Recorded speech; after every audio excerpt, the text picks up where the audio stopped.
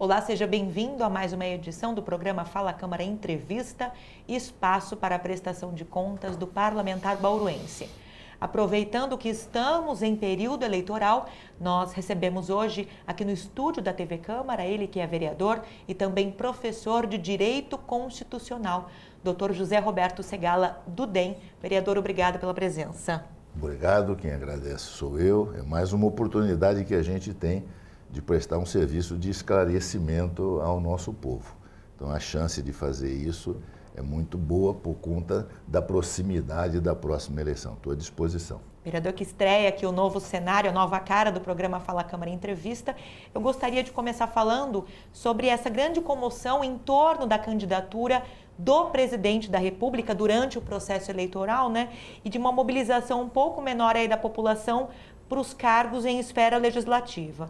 Qual é, de fato, a amplitude das atribuições do presidente da República pela Constituição Federal? E eu queria que o senhor emendasse também e falasse um pouquinho do papel de cada cargo eletivo, da importância dessas funções. Na verdade, a nossa Constituição estabelece no artigo 84 quais são as atribuições do presidente da República e são da mais alta importância. O presidente da República aqui não só é chefe de governo, como ele também é chefe de Estado. Então, ele representa o país como um todo, não é? E ele administra esse país também internamente. Então, é tanto para fora quanto para dentro. É um cargo muito importante. O grande problema é que, muito embora nós sejamos no papel uma federação, e numa federação os estados gozam de autonomia, como é o caso dos Estados Unidos, em que o presidente, portanto, tem uma autoridade limitada, porque dentro do Estado membro, o governador tem mais autoridade do que o presidente. Aqui no Brasil, apesar, como eu disse, de nós estarmos no papel como uma federação, na prática nós não temos isso, né? Na prática nós temos um governo central, o governo da União, que acaba se impondo sobre o governo estadual e sobre o governo municipal. Então, o cargo de presidente aqui assume uma importância muito maior. Nós dependemos muito mais do presidente para poder fazer as coisas internamente. Muito embora a gente diga que a gente não mora na União, que a gente não mora no Estado, a gente mora no município, que é com o município que a gente deve contar, isto é muito bonito de falar. Mas, na prática, nós estamos totalmente pendurados na União, dependendo essencialmente da União, e o chefe da União é o presidente da República. Daí a importância desse cargo. Vereadora, queria falar agora sobre a questão da urna eletrônica, que foi implementada no Brasil para dificultar fraude em eleições. E existem algumas correntes aí, especialmente em redes sociais, defendendo a abolição do uso dessa urna eletrônica pelo Congresso Nacional. Isso é de prerrogativa do Congresso? A Constituição tem algumas cláusulas, né, que impedem esse tipo de modificação?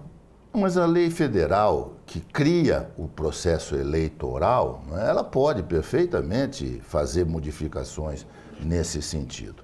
Acontece que nós fizemos a única urna eletrônica para evoluirmos. Nós já passamos por diversas fases. Nós tivemos fases aqui no Brasil, no começo do século passado, em que o voto era declarado. O eleitor chegava e dizia assim, quero votar no fulano de tal. E alguém anotava, simplesmente fazia um xizinho, né? Não o eleitor, mas aquela pessoa que estava ali anotando. Então, já ficava a dúvida de saber se ele, de fato, escreveu o que o eleitor determinou que ele escrevesse ou se ele escreveu o que ele achou que devia escrever. Havia muita suspeita de fraude. Depois nós passamos por outras fases em que nós tivemos o voto escrito, né? Depois passamos por voto em que se colocava apenas o X no nome da pessoa.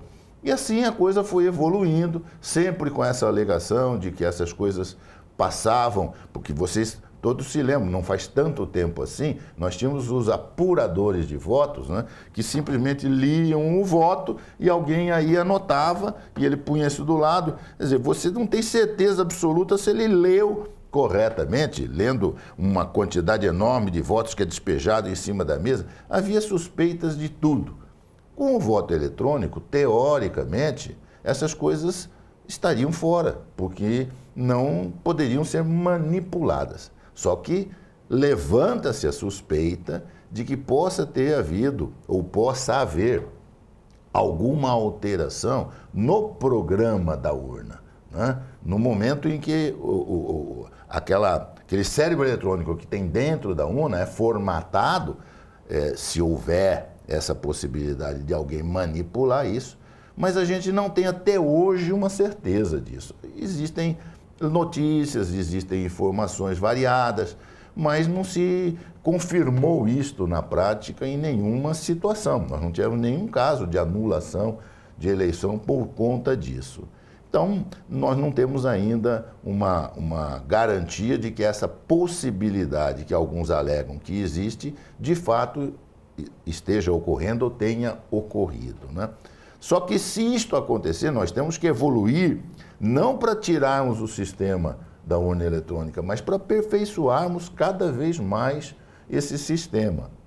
Uma hipótese foi levantada, com a urna podendo imprimir o voto, mas isso não poderia ter acesso a qualquer tipo de divulgação. Isso seria utilizado apenas na hipótese de ser levantada a hipótese, eu volto a repetir, da urna estar fraudada, então a gente confirmaria o resultado com o papel que estaria armazenado para esse efeito. Isso não foi aprovado. Vereador, eu quero amarrar já, junto com essa questão das urnas, a questão das chamadas fake news. E as redes sociais têm sido palco para a multiplicação desses conteúdos de origem falsa. Quais são as implicações jurídicas no compartilhamento e na propagação de notícias falsas? E qual é o desserviço que elas representam para a sociedade, especialmente nesse momento de eleição? O desserviço é enorme, não é? Porque hoje nós estamos com uma grande porcentagem da população plugada nesses sistemas de comunicação, né? Então, toda hora a pessoa está com o seu celular na mão, lendo notícias, lendo informações, o seu laptop, ou seja lá o que for, e essas notícias são veiculadas muito rapidamente. Disseminadas porque as pessoas compartilham, então elas se esparramam de norte a sul do país, de leste a oeste, numa velocidade assustadora. E muitas vezes elas vêm formatadas de um modo que, à primeira vista, nós somos levados a acreditar no que está escrito ali. Quando isto é feito num espaço de tempo muito curto, em que não dá para rebater isso, o prejuízo é muito grande. Imagine, nas vésperas da eleição, saiu uma notícia desse tipo, né? Pugnada a candidatura de um candidato X ou Y Z. Não vote nele para não perder o voto, porque a candidatura dele está impugnada. Até você reverter uma situação dessa, o prejuízo já está causado. Nós estamos agora com uma preocupação aí da Justiça Eleitoral em anular um fake news desse tipo, em que se diz que quem votar apenas num candidato e deixar o resto da cédula em branco terá anulado o seu voto, não será computado para aquele candidato. A Justiça Eleitoral está tentando desmentir isso aí, mas às vezes o alcance da notícia da Justiça Eleitoral não é. A gente costuma dizer, você já viu essa expressão muitas vezes, né?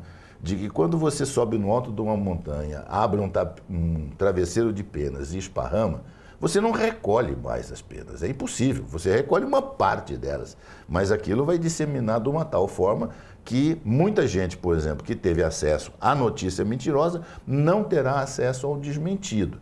Então a Justiça Eleitoral está dizendo, por exemplo, que é perfeitamente possível eu votar apenas num nome. E se houver um problema, por exemplo, digamos eu passei mal, eu votei para o deputado federal, o primeiro nome lá, e passei mal, não terminei de votar. Aquele voto que eu dei para o deputado federal vai ser computado? Resposta, sim, vai ser computado sim.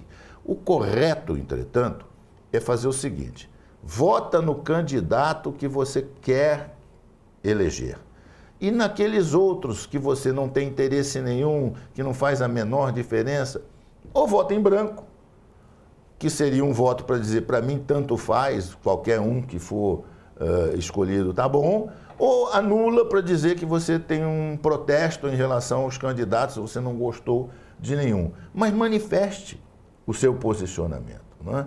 É fundamental que o eleitor faça exprimir a sua vontade, seja ela positiva, seja ela negativa. Nós estamos estimulando as pessoas a votarem em alguém. Quando a gente não vota em ninguém, a gente deixa livre o espaço para que qualquer pessoa possa ser eleito, aquele que os outros apoiarem. E, de repente, é exatamente um daqueles que a gente não gostaria de maneira nenhuma que fosse eleito. Então, é preferível nós escolhermos sempre alguém, nunca deixarmos para que essa escolha seja feita pelos outros, até porque depois nós perdemos o direito de reclamar.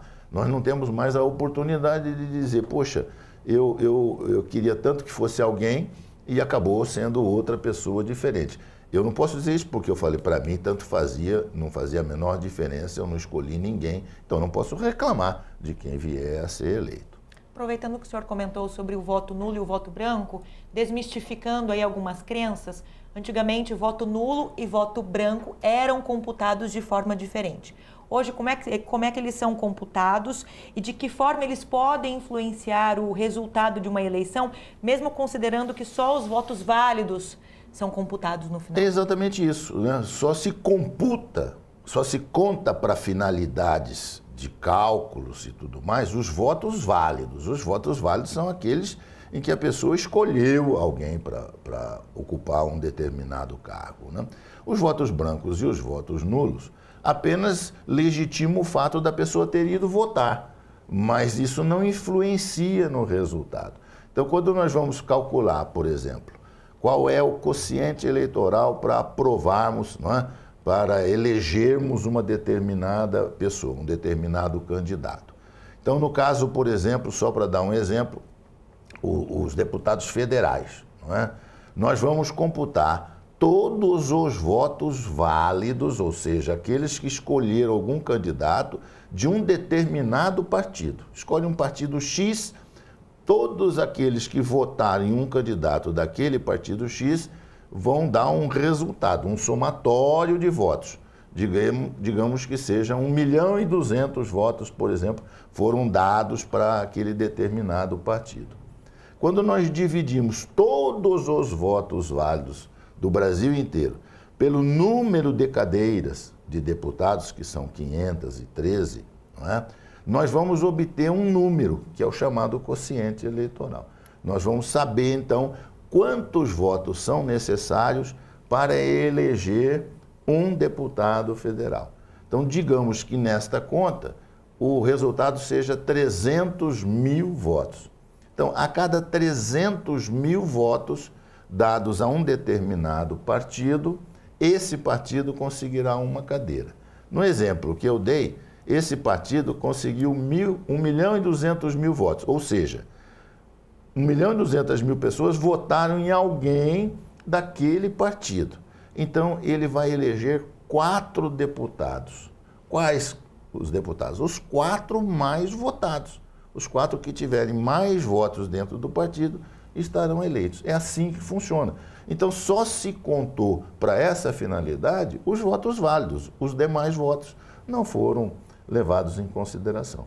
Agora, no caso, esses votos válidos, eles são bastante representativos para a contagem no primeiro turno. Então, quanto menor o número de votos válidos, maior o número de votos nulos e brancos, ou abstenções, por exemplo, é mais fácil para um candidato que está em primeiro nas pesquisas, enfim, chegar, né, com uma quantidade de votos válidos menor, ele tem mais chance de ultrapassar os 50%. Sim, no primeiro turno. Por conta dessa divisão. Nesse caso, os votos nulos e brancos, eles têm, de fato, uma grande influência no resultado do processo do pleito, não é, vereador?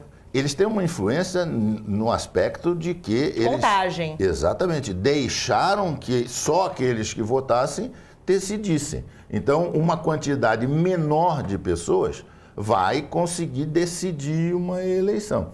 Se nós estivéssemos pensando na totalidade dos eleitores, para obter a maioria absoluta, seria necessária uma quantidade bastante expressiva de votos.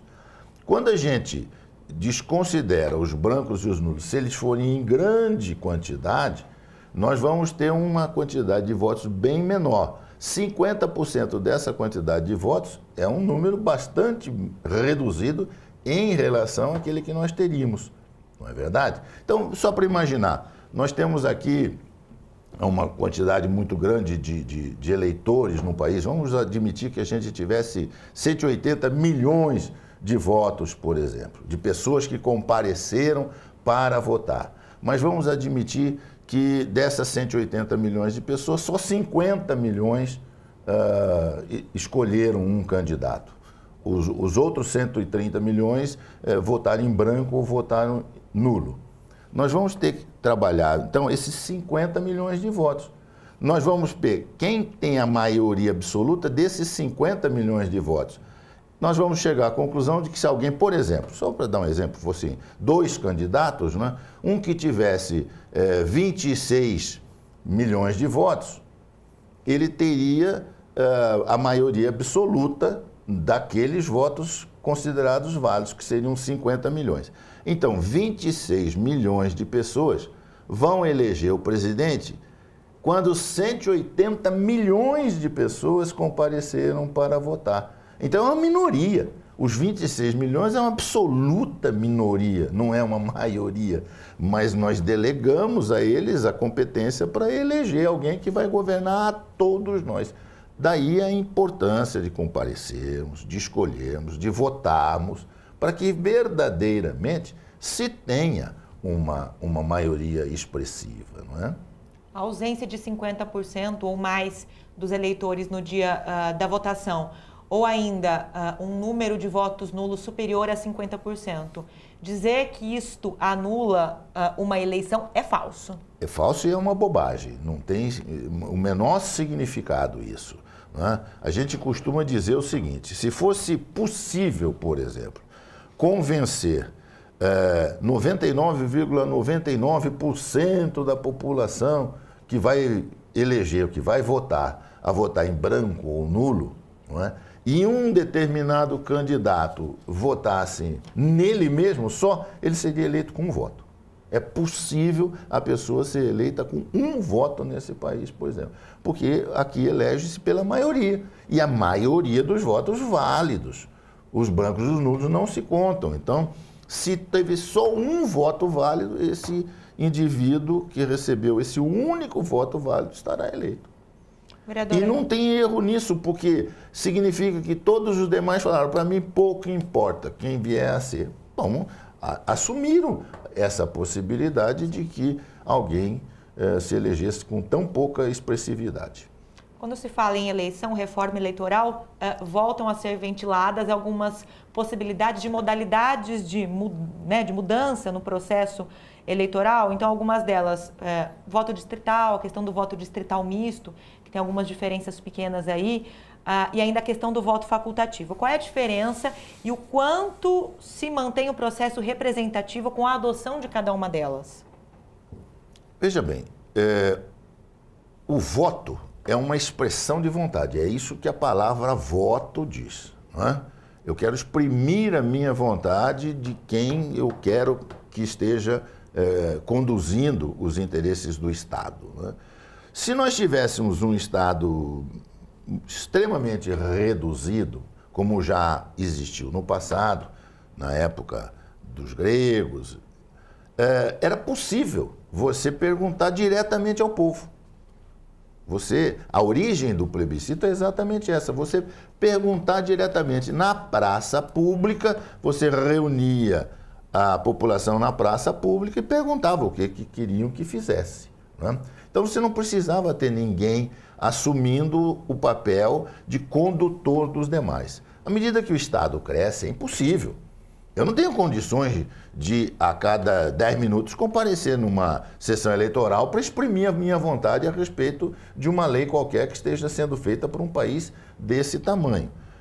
Vamos pegar o caso da nossa cidade, o caso de Bauru. Não é? Como é que nós vamos consultar a população de Bauru a cada projeto de lei semanalmente?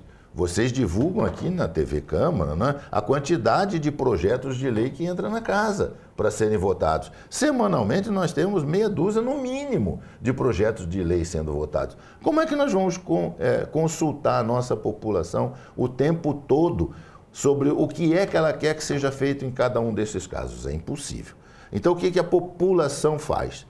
A população escolhe algumas pessoas, que no caso do município são os vereadores, e diz assim: fiquem lá na Câmara, fiquem analisando todos os projetos de lei que entrarem e votem esses projetos de lei em meu nome. Eu não tenho condição de ficar aí, eu tenho que trabalhar, tenho que cuidar da vida. Eu estou pagando vocês, o vereador ganha, eu estou pagando vocês para vocês ficarem lá analisando e votando. Só que tem um detalhe: eu quero que você vote de acordo com a minha vontade. E como é que eu sei a vontade do eleitor? Quando ele escolhe o vereador. Então, quando ele escolhe a pessoa que vai sentar no cargo de vereador para fazer leis, é como se ele estivesse escolhendo uma pessoa que pensa mais ou menos como ele pensa, que tem as ideias mais ou menos do tipo das ideias que ele tem. Esse é o princípio. Grosso modo, você dá uma procuração para alguém. Exatamente. Como eu vou viajar, por exemplo, para o exterior, eu tenho que deixar uma procuração para alguém, eu tenho que deixar uma procuração para alguém que eu confie, para alguém que eu sei que vai usar adequadamente a procuração que eu estou deixando. O eleitor faz isso quando comparece na urna. Só que isso tem que ser melhor divulgado. O nosso eleitor tem má informação sobre isso. Ele vota com a maior irresponsabilidade. Ele vota porque o sujeito é bonito, ele vota porque a pessoa é assim ou a pessoa é assado. Ele não tem realmente um critério lógico de escolha que garanta que ele está escolhendo alguém que verdadeiramente pactua com ideias, ou com princípios ou com valores que esse eleitor tem. Então, no caso nosso aqui, dentro da sua pergunta, o ideal seria que o voto fosse facultativo. Se a pessoa verdadeiramente não quer participar do processo eleitoral, não haveria por que forçá-lo a isso, porque obrigar que ele comparecesse para que ele chegasse lá e votasse em branco ou nulo, por exemplo.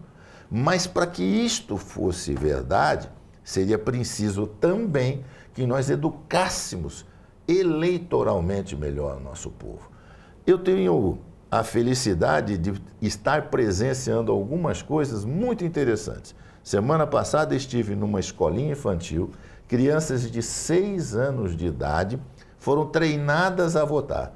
A professora, com eles, montaram uma urna eletrônica, ensinaram as crianças como é que se escolhe, mostraram para as crianças como se faz para surgir candidatos, e me convidaram para ir lá, na condição de vereador, mostrar para eles o papel que um vereador tem, por exemplo, dentro da cidade. Então, crianças de 6 anos de idade já aprendendo a importância de escolher adequadamente aqueles que vão representá-lo. E fizeram uma eleiçãozinha ali, entre eles mesmo, escolhendo pessoas para representá-los perante a direção da escola. Muito interessante. Se nós realmente fizéssemos isso em larga escala, eu tenho certeza que, com o voto facultativo, a maioria da população compareceria e votaria, porque reconheceria, teria conhecimento, saberia a importância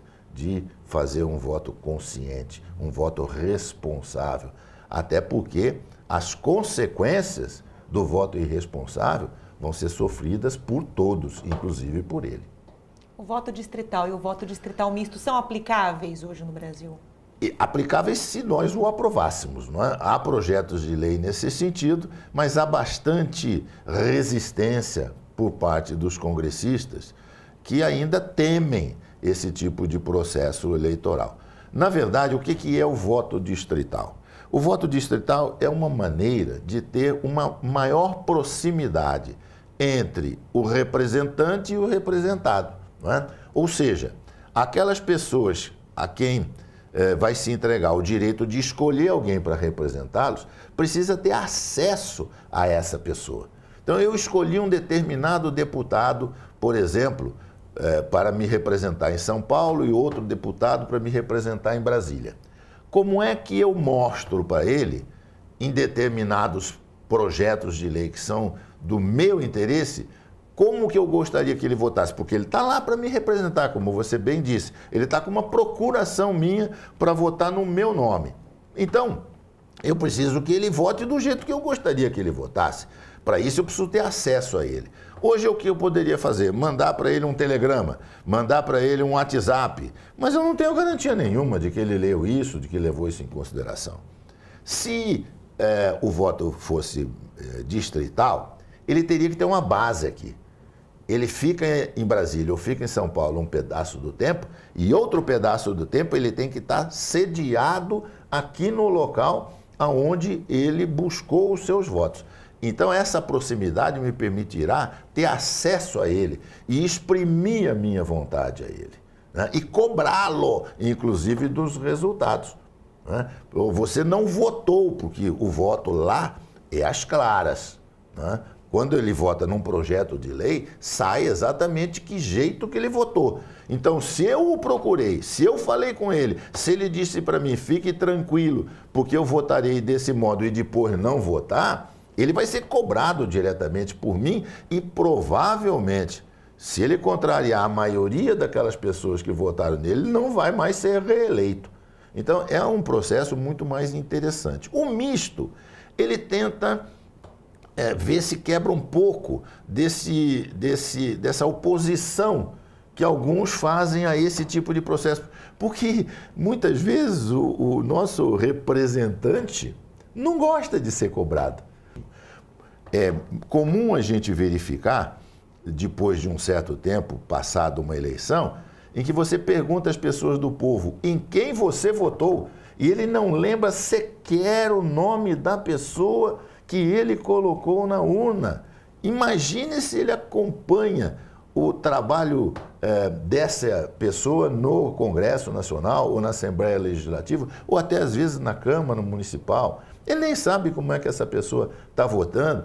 Nós temos uma falta de cultura da importância da votação na escolha desses representantes que vão dizer para nós o que nós devemos fazer. Eu falo muito para os meus alunos o seguinte: por que a gente deve obedecer uma lei? Não é? É feita uma lei, tem gente que diz assim, essa lei não pegou, porque teoricamente essa lei não seria da vontade do povo, mas ela foi feita.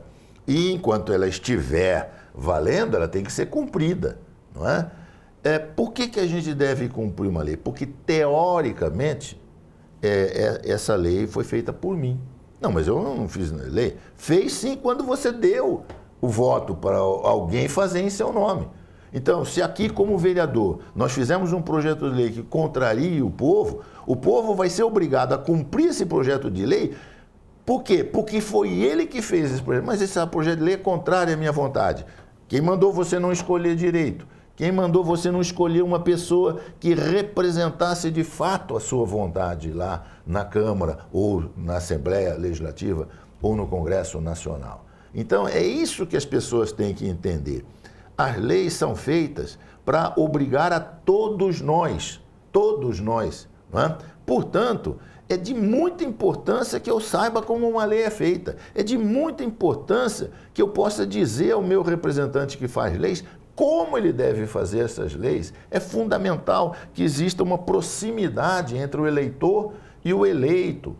Para isso tudo, nós precisamos criar uma educação, né, eleitoral, digamos assim, nesse país, ou de civismo, né, ou de civilidade, que é aprender que todos nós somos donos disso que está aqui, né? As pessoas aqui nesse país têm uma visão interessante. Elas acham que o que é do Estado não é de ninguém, né? O que é da prefeitura não é de ninguém. O que é...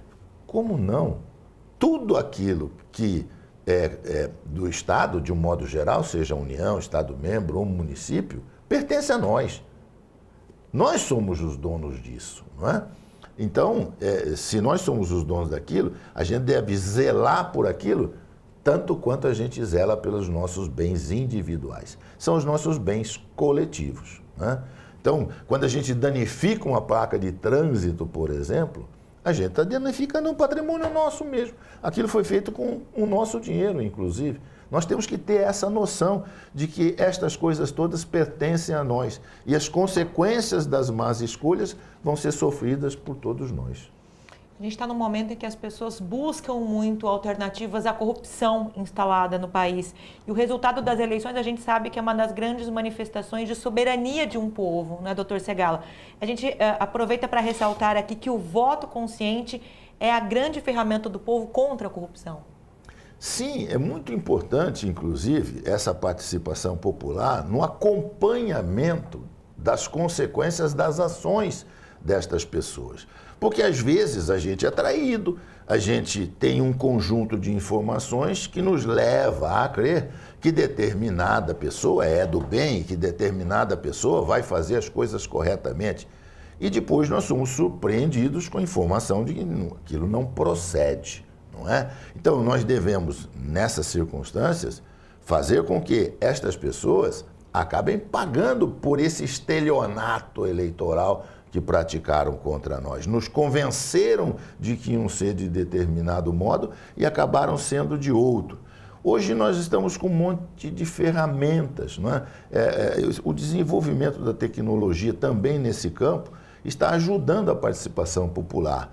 Nós estamos com um aplicativo aí, por exemplo, que a Justiça Eleitoral está colocando à disposição, o Pardal, que permite a cada um de nós acompanhar, inclusive, o procedimento desses candidatos durante o processo eleitoral. Nós podemos comunicar todas as irregularidades que os candidatos estão praticando para evitar justamente que eles acabem sendo eleitos. A informação que eu tenho, a última informação que eu tenho, que já tivemos mais de 10 mil acessos a esse aplicativo, informando situações desse tipo. É o povo, portanto, zelando pela qualidade da nossa eleição. Quando as coisas acontecem já fora do nosso alcance, o que nós temos que confiar é na nossa justiça. A nossa justiça, aparentemente, vem funcionando bem num determinado segmento, num determinado nível. Então, nesse campo federal, no campo da União, por exemplo, a Operação Lava Jato produziu resultados maravilhosos, não é? Ainda não produzir mais, porque as pessoas também têm uma dificuldade de entender que esse processo é, infelizmente, lento, porque nós temos que dar todas as oportunidades de defesa possível às pessoas que estão sendo acusadas. E dar oportunidade de defesa implica em levar um tempo para aplicar finalmente a punição. Em alguns casos já atingimos esse ponto de aplicar a punição, não é? Graças a uma interpretação muito interessante que foi feita e muito correta de que uma condenação em segundo grau já pode permitir a aplicação da pena, se for o caso da pena de prisão. Esse é o entendimento da lei da ficha limpa? Esse é o entendimento da lei da ficha limpa. Por quê? Quando uma pessoa, por exemplo, é condenada eleitoralmente, né, por uma fraude ou uma atividade que ela praticou de maneira irregular na eleição, tem a sua eleição possivelmente cassada, não é? Os resultados podem ter sido fraudulentos. A nossa justiça eleitoral tem uma decisão de primeiro grau, que é praticada por um juiz de direito. O processo começa sempre de uma forma monocrática, é uma pessoa só quem decide. Só que esse processo, num segundo momento, vai para um tribunal. E aí nós temos um órgão colegiado, já não é mais uma única pessoa que está decidindo aquilo. Então, a probabilidade da decisão ser correta é muito maior agora, porque ela passou por um crivo coletivo. Não dependeu do modo de pensar de uma única pessoa. Então, a partir do momento que nós temos uma condenação em segundo grau, não é? Esta pessoa já tem essa condenação marcada lá. Já tem uma possibilidade muito pequena de reverter essa situação. Então, já é um pressuposto de que ela não é uma pessoa confiável para um processo eleitoral e, portanto, já não está na ficha limpa, já está na ficha suja, tá certo? O mesmo raciocínio está sendo aplicado para poder colocar as pessoas na prisão depois da condenação em segundo grau. Por quê? Porque o mérito, quando a gente diz o mérito, são os motivos que levaram aquela pessoa a ser condenada daquela forma. Esses motivos, as provas, tudo aquilo que foi levado em consideração, não pode mais ser revisto. Só é revisto até o segundo grau. A partir do terceiro, um eventual quarto grau, quer dizer, se vai para o Superior Tribunal de Justiça ou vai para o Supremo Tribunal Federal, as únicas coisas que vão poder ser discutidas lá são questões de forma e não de mérito. Ou seja, é para saber se seguiu o rito correto, se não pulou alguma etapa, se não foi praticada alguma coisa de maneira irregular, processualmente falando. Imagine, por exemplo, que na legislação estivesse escrito que o juiz, ao dar a sentença, utilizasse a caneta azul e o juiz utilizou caneta preta, por exemplo. Isso não muda o conteúdo do que o juiz escreveu. Então, o mérito da decisão não pode ser mais discutida. Mas eu posso discutir que está errado, ele tinha que ter usado caneta azul e usou caneta preta. Então eu posso anular isso por conta desse defeito. Mas veja, essas eventuais mudanças, além de serem pouco prováveis, porque o processo é rigoroso, é cauteloso, é cuidadoso, a chance de ter erros desse tipo é muitíssimo pequena. E segundo, não muda o fato de que o sujeito mereceu a condenação. A condenação não é mais discutida no mérito. Então é perfeitamente possível de ser aplicada a sentença judicial. Ok, eu queria agradecer a presença aqui do vereador José Roberto Segalo, aqui conosco no programa Fala Câmara Entrevista, na condição de professor de Direito Constitucional, falando um pouquinho, esclarecendo algumas dúvidas ainda nessa reta final das eleições. Vereador, obrigado pela presença. Vereador que estreia aqui o nosso cenário novo do programa. Muito obrigado, aliás, ficou muito bonito o cenário. Parabéns, vocês tiveram muito bom gosto em montar o cenário assim. Eu só queria concluir. Nós estamos na semana decisiva, não é? Eu queria sugerir a todos os brasileiros que estão me ouvindo que tivessem responsabilidade não só em comparecer para votar, é muito importante comparecer. Podendo comparecer, devem comparecer para votar. Não se omitam. A pior coisa que pode acontecer num momento como esse é lavar as mãos, não é? A gente sofre as consequências. Eu lembro sempre o episódio da condenação de Cristo, não é? A hora que Pilatos lava as mãos, a consequência disso nós estamos pagando há mais de 2000 anos. Nós não podemos fazer esse tipo de coisa. Não podemos delegar a qualquer um essa responsabilidade que está entregue a nós de bem escolhermos. Então, primeiro, devemos comparecer nas nossas sessões eleitorais, devemos escolher cuidadosamente o candidato, levantar informações, buscar informações da ficha limpa, consultar pessoas que o conhecem, prestar atenção nas declarações que ele dá e, a partir daí, confiar, porque não tem outra expressão que se possa usar, confiar que de fato ele seja aquilo que pareceu a nós que ele é. E aí então elegemos conscientemente alguém. É fundamental que a gente faça isso. A consequência dessa escolha vai recair sobre todos nós. Então, que ela seja uma escolha verdadeiramente justa e que a gente tenha o bom senso de sempre escolher aquele que melhor vai defender os nossos interesses. Está feito o alerta. Vereador, obrigado pela presença. Eu mais uma agradeço. vez. Muito obrigado. Eu agradeço também sua sintonia e até a próxima.